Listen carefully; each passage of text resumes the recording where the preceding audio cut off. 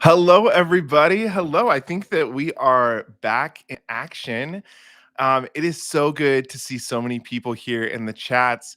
For those of you that don't know, we just got off of a cruise. If you, obviously you're a subscriber, you've probably seen some of those lives, but we were on the Disney Wonder, and I will talk a little bit about that. But I do just want to say, I keep wanting to say good morning, and this is definitely afternoon.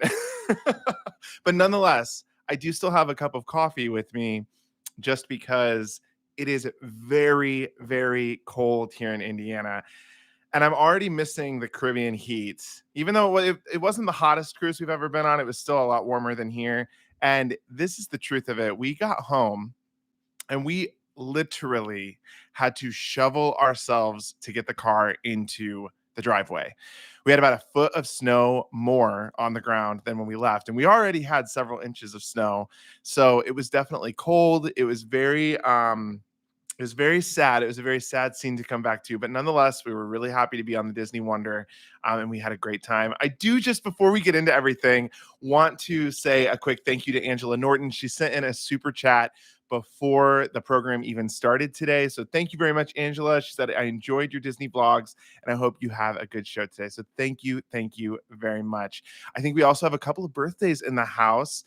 Lisa, happy birthday to you. And I believe, hopefully I do not get this wrong, I think it's Cruising with JT's birthday. So I don't know if he's watching or not, but a special little shout out to John from Cruising with JT. And we are looking forward to seeing you very, very soon.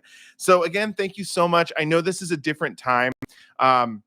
We had somewhat of a strange travel schedule, and it just made sense for us to do the show here in the afternoon on Thursday. I know normally we are Wednesdays at 10 a.m., and we will be back to that normal time next week. So if you've got the wake on your reoccurring calendar, Wednesdays at 10 a.m. Eastern time, we will be back at that time next Wednesday.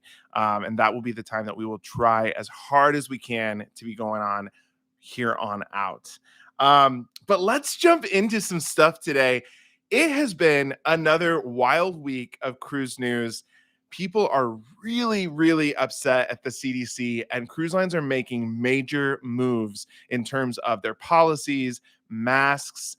We have a cruise line this week that's even allowing more unvaccinated passengers to be sailing, which is incredible. So we're going to get into all of that. But before we do, I do just want to get into my hot take of the week. And if this is your first time joining us, this is where I talk about a topic or maybe a couple of topics. And, I don't hold back with my opinion. The coffee is hot. All right. So I want to talk a little bit about tips. And I'm not talking about like yes, we will get to a part in the show where I share tips as in like things that you should be doing. I'm talking about money. Like tipping the crew and gratuities. So, and I am going to roll into, we normally do like a roll call section of the show where I share something that I found online or someone submitted to the show. I came across something this week, and actually it was pretty recent on Facebook. And you know what? I went back and forth about whether I should share this or not, just because it's something that's pretty like, ooh, it's definitely cringy. However, it was shared, and it was shared publicly. So anybody could see this. And I was like, you know what? If it goes on Facebook and it's shared publicly, it's not private, then there's no holding back.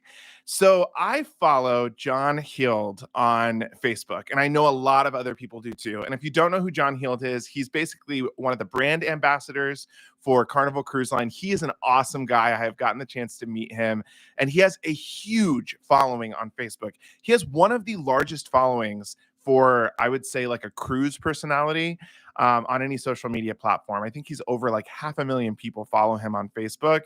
And he does an incredible job of engaging that community and creating conversation.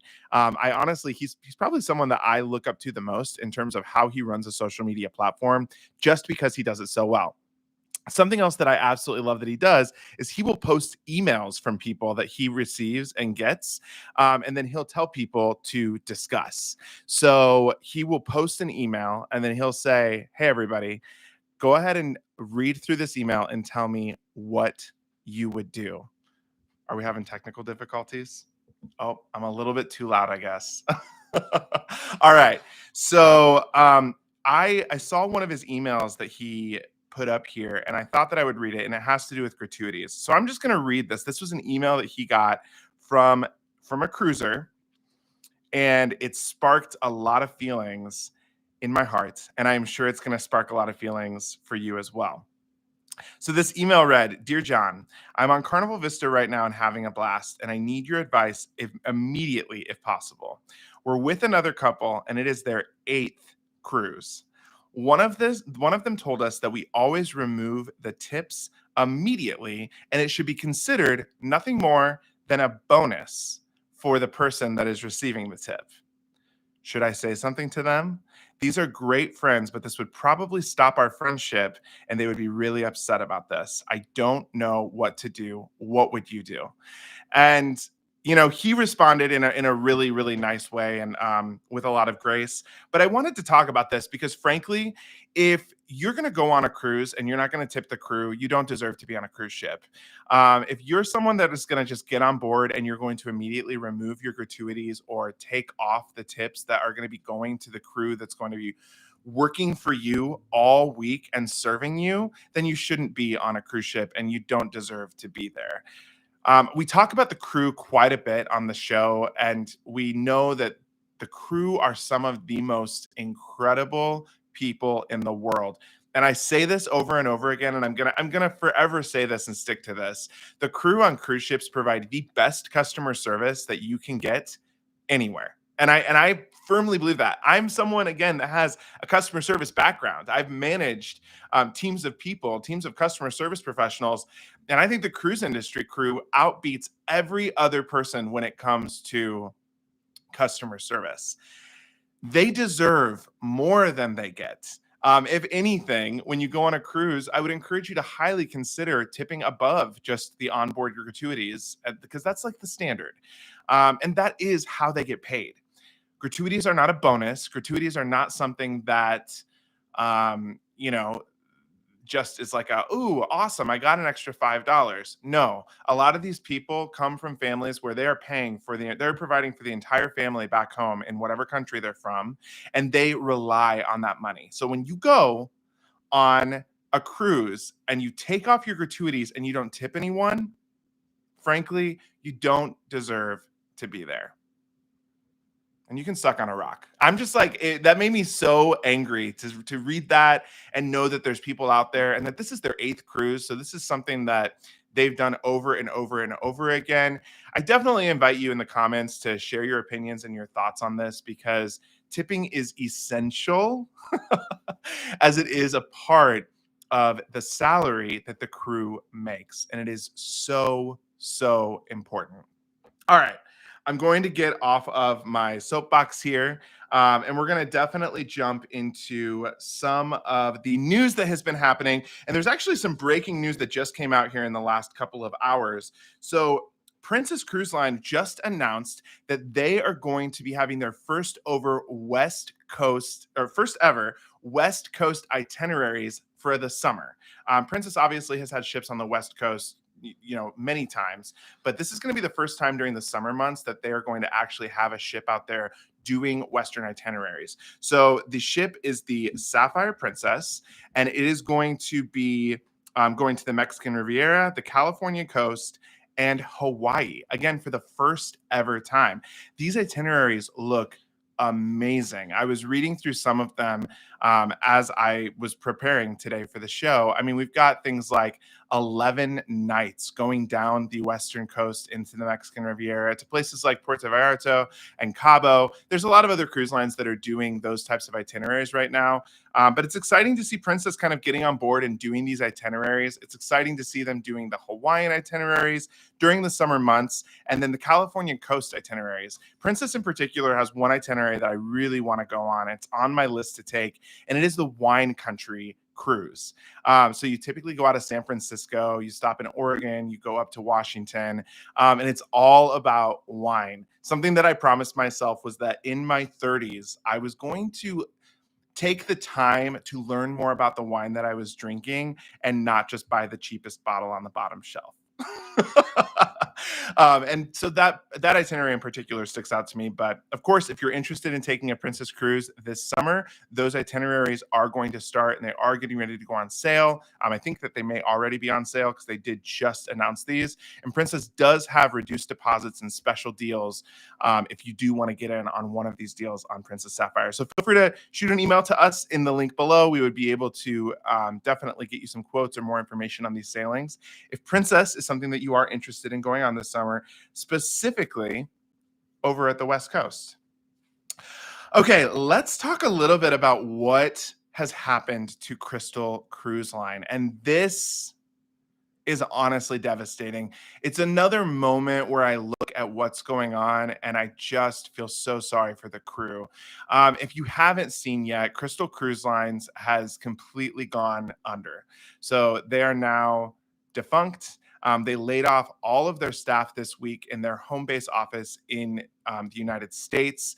And they said the last employees will be leaving the office on Friday, which is tomorrow. This is definitely really disappointing, and I'm really disappointed for the crew because the crew that are on the Crystal ships, they already went through COVID, right? So you've heard, if you've cruised this year, you've heard the stories from the crew, what happened during COVID, how they were either stuck on ships for months or they were at home for 18 plus months. This crew would have just been able to come back to the ships maybe in April of this last of 2021, because Crystal did restart in June. They were one of the first cruise lines to restart. But now, not even a year later, after coming back to the ships, they are again having to go back home and look for other jobs and look for other work. So my heart does go out to them. We did have someone send in, and thank you for this, the announcement that was made over the loudspeaker on one of the Crystal ships from the captain to the crew. So I just thought that I would take a quick minute to read this because I think that this is interesting. So this is again from the captain to the crew. I have been waiting for a statement from our president, but so far we've had no word from their side. I've been informed that the entire Crystal Cruise office in the US is closing down. All of the employees received termination letters yesterday afternoon, and most of them will have their last day of work tomorrow or Friday. A few of them will stay in the office till Friday. The latest news that we've received is that V.Ships is going to be our new management company and that has been appointed by the banks. What's going to happen now and in the coming months ahead, I have no clue. But as soon as we get a letter from the president, I will share it with you. Unfortunately, this is officially the end of Crystal Cruises, and we don't know what's going to happen in the future. I think the ships are for sale, but until then, again, they're going to be managed by another company. I know you probably have a lot of questions, but unfortunately, I do not have any answers right now. I mean, how heartbreaking would that be to be a crew on the ship and be hearing that from the captain? I just, my heart just goes out to them. And I know that there's also a lot of disappointed travelers and vacationers out there. My heart goes out to you too, because this is a tough thing when you've bought into something and you've supported a company. A lot of people that have had cruises in the coming months, when that just goes away all of a sudden, there's so many questions. The biggest question is, where's my money? And when am I going to get my refund? And how am I going to get my refund? It's definitely a big disappointment, and it is unfortunately something else that seems to have come from COVID. It seems like this particular company and cruise line just were not able to make it. Obviously, they weren't paying their bills, and that's a problem too. I will say this though, given how Crystal handled the arrest of their ships, and both of the ships were taken by the banks and arrested in the Bahamas this last week, clearly they should not have been operating. If you have to drop your passengers off in the Bahamas and they have to take a ferry boat to get back to Florida, that's not a very good experience. And, honestly, it's already probably made a lot of people unhappy. So given the circumstances what has happened and what could potentially happen in the future, it seems like not having any operations moving forward is definitely the right thing to do. All right. I think that we are having some technical mic issues. Hopefully it gets a little bit better. I am sorry about that if you're watching and the mic is popping a little bit. Let's talk a little bit about the CDC. So, if you've been watching anyone that's been dropping news videos in the last 24 hours, people are upset at the CDC, and frankly, rightfully so. The CDC has this double standard out there, and they are out to get the cruise lines. And I'm not exactly sure what it is about the cruise lines, but they're basically one of the only entities that has come out and said that cruise lines, in order to keep operating, need to have 100% of passengers on board fully vaccinated plus fully boosted, whatever that means, in terms of which shot that you got. So if you got the Johnson and Johnson, you now have to have 2 shots to cruise. If you're cruising with, if you got the Pfizer or Moderna, you have to have 3 shots to cruise. Of course, we've not seen this come out with a lot of the major cruise lines. Some of the smaller cruise lines, we've seen these types of rules be implemented. But CLIA, which if you don't know what CLIA is, it's kind of the organization that is responsible for the cruise industry. They clapped back. They said, absolutely not. We're not going to take this. This is unacceptable and unfair to the cruise line industry. And they made a good point that they are asking an already type of vacation to be 100% vaccinated when any type of land-based travel, any type of land-based, resorts don't have to require that. And for the most part, the US is about 63% vaccinated. So you can go to a resort, you can have no clue who's vaccinated, who's not. A lot of states don't have mask mandates anymore. So you could be walking right into a cesspool of COVID at any given resort throughout the United States. But once you get on a cruise ship, which has almost 100% vaccine rate, and most of them do have mask mandates. I know that those are going away, but up till this point, most of them have had mask mandates, and you still want more. It's completely unfair to the cruise line industry. And I do think because of how COVID started and with the bad press and the bad actors that were kind of a part of that started off the coverage of the cruise lines and COVID, I think that's why we're having so much of an issue today, still, 2 years later after all of this started. So I stand with the other YouTubers that are releasing their videos and launching their videos about how ridiculous this is and unfair it is. I agree. I think that the CDC, specifically with the cruise line, is completely inconsistent and it's not fair. Thankfully, the conditioning sailing order has now expired and the cruise lines do not have to opt into these new protocols. So I think that is a good thing, to be honest. And I think that we will see things rapidly change, just like we are with Norwegian and Royal and the mask mandate program kind of ending here this month. Speaking of which, I'm sure that you've heard that by now that Norwegian and Royal Caribbean have both stated for vaccinated passengers, they are stripping away and removing their mask mandates. With Royal Caribbean, this also means that smoking comes back into play in their casinos and masks are no longer required, again, as long as you are vaccinated. This is going to be the case after February 18th. So it seems like we have about 1 week of masking left with Royal Caribbean Group. But a lot of people are excited because I'm sure many of you know that Jared and I and a lot of other people are going to be on Wonder of the Seas in March. And it does seem like that means that there's not going to be quite as few masks available or masking required on the ship. And that is going to be really helpful in terms of filming. I think that that's been the biggest hurdle for us in filming is that having a mask on the entire time is hard to sometimes talk. But as you've seen, we do a lot of lives from our room, from our balcony, and that is not a problem. So it's exciting to see things like that get better on cruise ships. And of course, as always, if you're ever not able to socially distance, we would always encourage you to wear a mask. Jared and I do that as well. If there's ever a lot of crowding or areas where you just cannot get away from people, let a mask be your best friend. Okay, I want to move into some Carnival news that dropped a couple of days ago that I think is really, really awesome. I think that this is very exciting. Carnival Cruise Line now has a 90-day COVID recovery program. Now, the only cruise line, we saw some of the cruise lines have this at the very beginning of the cruise restart, but they went away really quick. Then the only cruise line that had something like this was Disney. However, Disney's 90-day post-COVID recovery program just meant that you could bypass getting a test at the port before you got on the ship. Disney does still do same-day testing. So you show up to the port, you take a test, you have to show a negative test result, and then you have to get a clear to sail in order to get on the ship.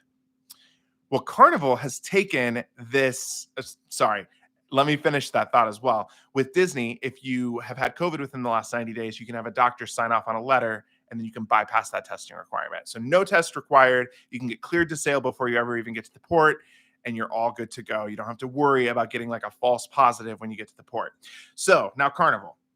Carnival has now implemented a program where they are allowing a 90-day window. If you've had COVID, you can cruise and you can cruise unvaccinated. So you can basically get a 90-day exemption of being able to get on that ship if you're not vaccinated. Now, here is my big question, and this is the question of the day. Maybe that should be a new segment. This is the question of the day. If you are watching this and you are one of the people that are unvaccinated and you've been waiting for something like this to come about so you can get on a ship, I want to just put the scenario out there and I want to hear from you in the comments. Please, I'm so curious about this. If you are unvaccinated and you get this 90-day recovery exemption and you get on the ship, but you still have to wear a mask the entire time, because I do think masking for the unvaccinated is going to be something we're going to continue to see. Would you still go? Because I feel like I've heard from so many cruisers who are not vaccinated saying, I would not go on the cruise because I don't want to have to wear a mask. I am the person that I'm paying a lot of money for my trip and I do not want to have to wear a mask on this vacation, which again, that is completely your right to feel, your right to think. So I want to know if you could get around the vaccine thing, if you had COVID recently, you could get around having to be vaccinated to go on the ship, but still had to wear a mask the entire time. Would you go? Let me know in the comments. I'm genuinely very, very curious because I feel like those two things go hand in hand. I've heard from a lot of unvaccinated cruisers that they're the same type of people that don't want to cruise right now anyways because they don't want to have to wear a mask. So I am curious to know if there will be a large turnout of people coming to Carnival Cruise Line wanting to cruise, specifically because they'll still have to probably wear a mask the entire time. I'm just curious. Very, very curious. All right, let's get into the money saving tip of the week. So I have to give a shout out to some people that we met on Disney Cruise Line, specifically our friends Michelle and Nikki. I think we mentioned them throughout the cruise. They were really awesome to get to know and hang out with on the Disney Wonder. But they kind of did this thing that I've never seen anyone do before. And then I started to do a little bit more research about it. And I was like, wow, this is a brilliant tip. And it seems to be a tip that people that cruise Disney already know. So if you're a Disney cruiser, this tip might not be a big surprise to you. If you're a Carnival cruiser, maybe this is something you also do because Carnival has something similar available that I did not really understand or know about until this last week. And we're talking about cruise line gift cards. Now, on the Disney Wonder, and again, I saw multiple people doing this throughout the week, people would go and take their Disney gift cards to go pay off things on their onboard account. So let's say they went and got a massage, or they had, indulged in a few beverages, or they wanted to book a shore excursion and they booked that while on board. They would then get that charged to their stateroom and they would bring Disney gift cards along with them and go and redeem those gift cards down at the the customer service desk to get the cost of those taken off of their bill. I think this is brilliant because there are certain times throughout the year that you can find discounts on gift cards. I'm not as sure that you can find this with Disney, but I've personally seen this with Carnival. Carnival gift cards are out there. I've seen Carnival gift cards at places like Costco. I believe that the AARP website has sold them, which That was a tip a few weeks ago. Definitely go back and watch that video. But if you're able to get, a 10 or 15% discount on a gift card, stock up on those gift cards to pay for your onboard expenses when you get on a cruise ship. That is something that is one, going to save you money, and two, can be utilized as a way of saving. So if you, let's say, you wanted to be able to save up money every single month, but had a hard time, putting back the extra 25 or $50 that you specifically wanted for onboard money, for fun money. Another way to do this is to just purchase gift cards. Buy a gift card every single month, like a $50 gift card. And then after a year, you'll have $500 or $600 saved up that you can then use to spend on things like massages or drinks. Or, I mean, you can even buy your drink package on board.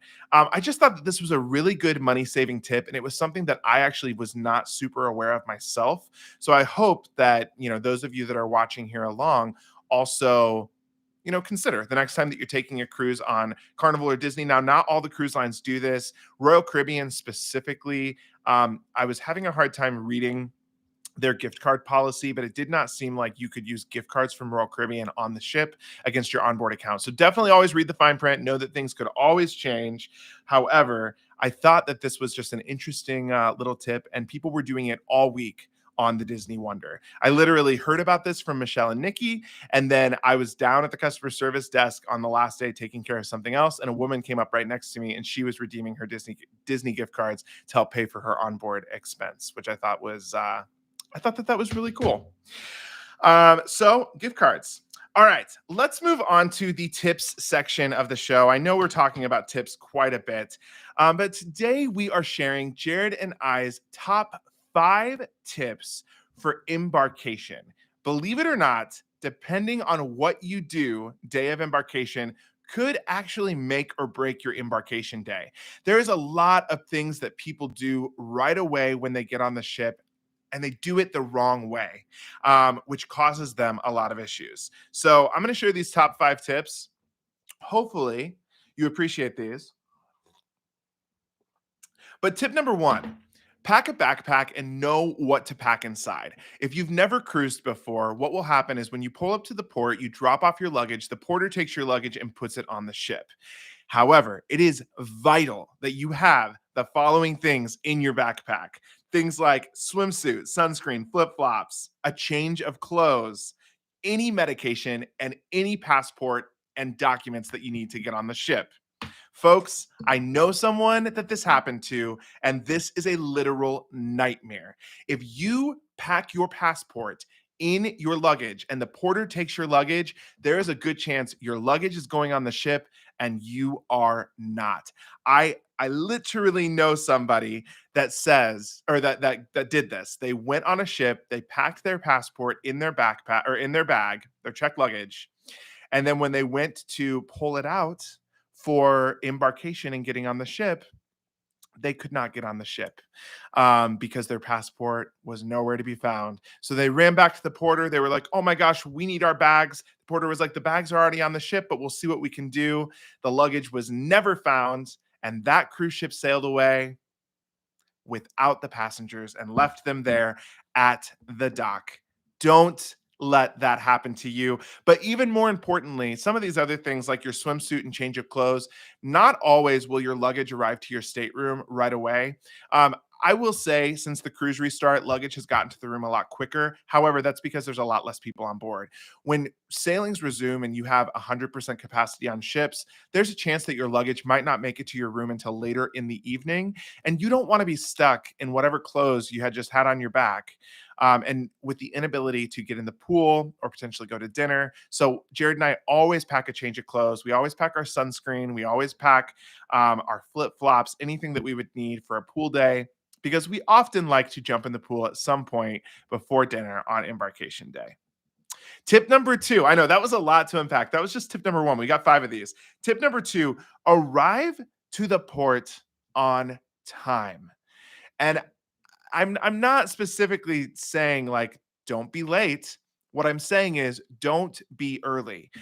There is, especially now, times that everybody gets assigned to come to embarkation and come to the dock, and it is vital that you stick to those, especially depending on where you're cruising out of. If you're cruising Disney out of Port Canaveral, they won't even let you come. So if you take an Uber over there and you're early, they'll say, "Get out of here. You cannot stay here. You have to go back." Then you got to pay for an Uber to go back to another place to sit until your time of arrival. Similarly, in Miami at Royal Caribbean, we've had this experience. We've shown up early for embarkation, and we were told we had to stand in a line. And I kid you not, the line had probably, I don't know, 1,000 people in it, and it wrapped all the way around the building, and we had to stand in the sun forever. So please adhere and stick to those times. Don't show up early. Otherwise, you might be standing out in the sun. And if you have young ones, if you've got kiddos, they're going to be really, really cranky because the sun is going to be hot. And if you didn't put sunscreen in your backpack, then you're also going to get burnt. And that is not a way to start off your cruise. Tip number 3: once you get on the ship, look all around and look early for special deals and raffles. A lot of cruise lines will have different raffles in the spa. A lot of like the Royal Caribbean ships will give $500 away immediately when people are getting on board. But all you have to do is fill out your name on a little form and stick it in a box. The art gallery does something similar. They will give away art when you get on board. Or they may have like a spin to win feature in like the promenade. So that's something else to look out for. But you're only going to get some of those types of deals and raffles on the first day, specifically within the first few hours of getting on the ship. So don't be afraid to open up, the app that you're using with the specific cruise line that you have, or if the cruise line has a physical printed schedule, check that out and look specifically for raffles, because that could be a fun way to start your cruise. I mean, who would not love a $500 gift certificate to the spa immediately when you get on the ship? I've never won, by the way, but I do enter every single time that I get on board. Tip number 4: schedule all of your shows and dining immediately. I hope that this is something that people already know and people do, but especially if you're a first time cruiser, things fill up really fast, especially if you're going on a cruise ship where you have to reserve tickets to a show. When you're on a lot of the larger ships that have like Broadway style shows, a lot of those require reservations. And if you don't get reservations in time, you might just be out of luck and not get to see the show. Same with specialty dining. If you're getting on a ship and you're like, "Oh my gosh, I have to have teppanyaki on the ship," or "Oh my gosh, I have to go to, the steakhouse," sometimes those reservations will fill up and be completely gone before you ever get a chance to make one. So that is something Jared and we live by this rule. We get on the ship and we immediately make our show reservations and our dining reservations. And tip number 5, last but not least, don't overdo it on embarkation day. We have all seen that person that has just indulged a little too much in margaritas or Mai Tais, or they got, 5 or 10 highly sugary drinks as soon as they got on board because they are just looking for a release and they are so excited to be on vacation. I can guarantee that that's going to do 2 things. It's going to put you out early, so you're going to miss out on any evening events that you're going to want to partake in on the cruise the very first night. And it's probably going to give you an absolutely horrific headache the second day. So you immediately lose some of your vacation, and nobody wants that. So again, once you get on board, don't overdo it. Sit back, relax, enjoy the experience. Absolutely get that margarita and start sipping away, but just don't do it don't get 5 of them in the first hour. All right. It is now the point in our show that I call "Oh Ship, That's Cheap." And this is the part of the show where we specifically try to highlight a really inexpensive cruise, or a cruise that provides incredible value. This week, I am sharing for those who are wanting to go on a cruise sooner rather than later. Now, obviously, there's a lot of cruise deals in February and March. Things with COVID are getting dramatically better. We're seeing mask mandates get, taken away on cruise ships. So you can cruise in the next couple of months fairly inexpensive, and you can get a pretty good deal on a cruise coming up here in the next few weeks. But I know not everybody can just drop what they're doing and get on a cruise ship. So this cruise is taking place the week of April 24th through the 30th. And this is a repositioning cruise. If you don't know what a repositioning cruise is, it means that it does not go round trip. So it goes from point A to point B. Jared and I are taking a cruise like this in the future. I think it goes out of like New York and then it lands in Fort Lauderdale. Repositioning cruises can be fun because you're not necessarily just going one place and turning around and coming back. You're making your way to your destination. This specific cruise is on Royal Caribbean's Explorer of the Seas. It is a repositioning cruise from San Juan, Puerto Rico to Miami, Florida, and it goes to St. Thomas, St. Kitts, St. John, and then Miami. It is 6 nights, and for a guaranteed balcony for two, it is $1,081.24. That is a fantastic, fantastic price for two people to go on a cruise. Something else that I specifically love about this itinerary is, of course, it sails out of San Juan. If you've never sailed out of San Juan before, it is one of my favorite ports to sail out of just because San Juan, Puerto Rico is so amazing. You've seen us do lives there. You know that Jared and I love San Juan. Cruising out of there is another whole experience. You get to fly in the night before and enjoy, a night in Puerto Rico, which is always a unique and different experience that you're going to get from just getting off at port for one day. So I love that it goes out of Puerto Rico. I also love the itinerary. I love that it goes to a lot of these Southern Caribbean, they're not Southern Caribbean, they're more Eastern Caribbean islands, but St. Thomas, St. Kitts, and St. John's, Antigua. I think that those ports are great. They're really beautiful. And that's not necessarily an itinerary that you're going to get on a 6-night cruise elsewhere unless you're doing something like a repositioning. So as always, if you are interested in booking this cruise, please feel free to reach out. I am a TA and I absolutely love booking travel for people. If you are interested, it is jordan@lovelandandsea.com. Of course, that is going to be in the description below. But I'm more than happy to look into this for you. I think that honestly, this cruise is pretty exciting.